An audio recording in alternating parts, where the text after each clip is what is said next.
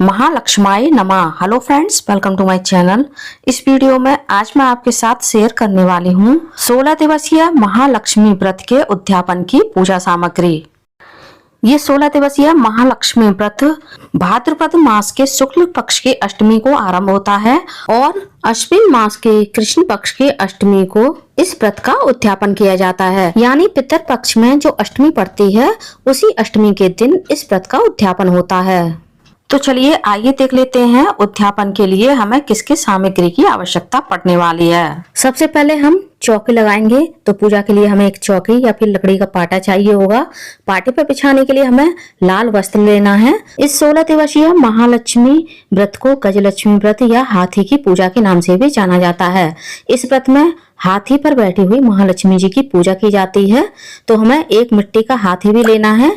यदि आपको हाथी पर बैठी हुई महालक्ष्मी जी की मूर्ति ना मिले तो आप केवल हाथी भी पूजा में रख सकती हैं। आप पूजा के लिए इस तरह की महालक्ष्मी की फोटो भी ले सकते हैं जिसमें लक्ष्मी जी हाथी पर बैठी हो या फिर लक्ष्मी जी के साथ किसी भी फोटो में हाथी हो, आप उस फोटो की भी पूजा कर सकते हैं। इस 16 दिवसीय महालक्ष्मी की पूजा में कलश स्थापना की जाती है।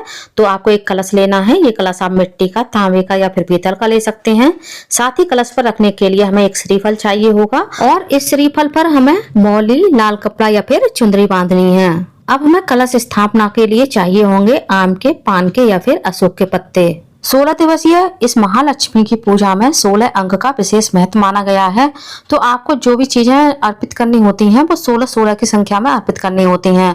तो इस दिन आपको माता लक्ष्मी को 16 श्रृंगार अर्पित करने हैं। माता लक्ष्मी को ये 16 श्रृंगार आप पहले दिन भी अर्पित कर सकते हैं या फिर लास्ट दिन यानी उद्यापन वाले दिन भी अर्पित कर सकते हैं। उद्यापन वाले दिन माता लक्ष्मी के सामने 16 दीपक का दीपदान किया जाता है। ये दीपक आप मिट्टी के या फिर किसी धातु के भी ले सकते हैं या फिर आप आटे से भी बना सकते हैं।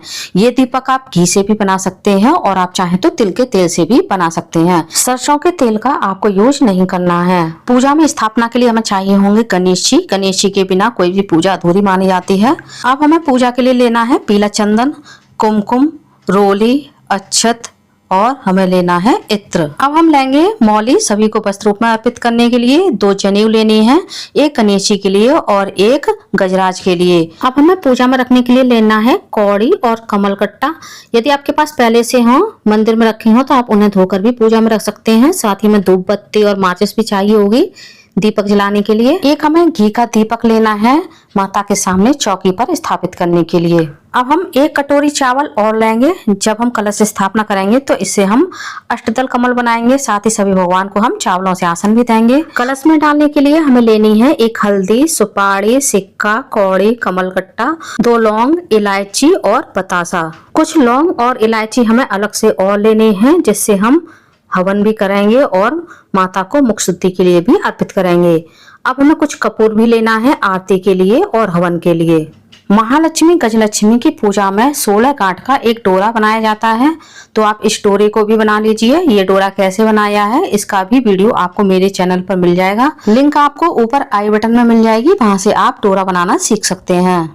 अब हमें कुछ पैसे लेने हैं दक्षिणा स्वरूप माता को अर्पित करने के लिए। 16 दिवसीय महालक्ष्मी की पूजा में हवन भी किया जाता है। तो आपको हवन के लिए एक हवन कुंड लेना है, साथ ही हवन सामग्री भी लेनी है और हवन के लिए और दीपक के लिए घी भी ले लेंगे। अब हमें भोग के लिए कोई भी मौसमी फल लेना है। मैंने केला और सेब लिया है और हम सभी जानते हैं हाथी का प्रिय फल केला है। साथ ही हमें दूर्वा लेनी है। दूर्वा हमें थोड़ी सी ज्यादा लेनी है और पूजा के लिए हमें कुछ पुष्प लेने हैं।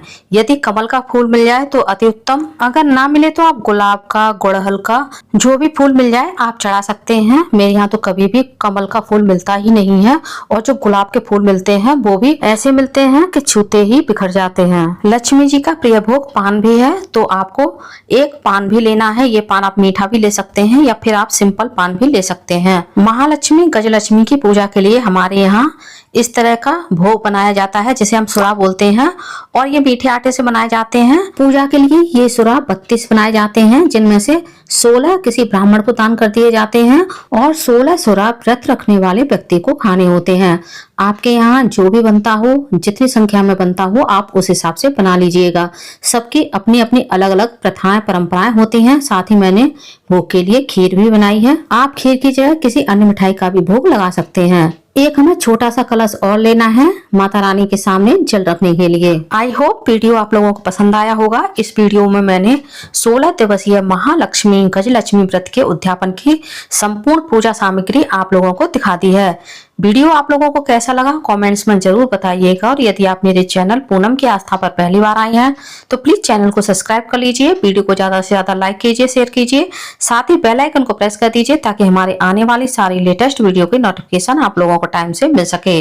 कमेंट्स में जय माँ लक्ष्मी अवश्य लिखिएगा। धन्यवाद फ्रेंड्स। जय माता लक्ष्मी की। राधे राधे।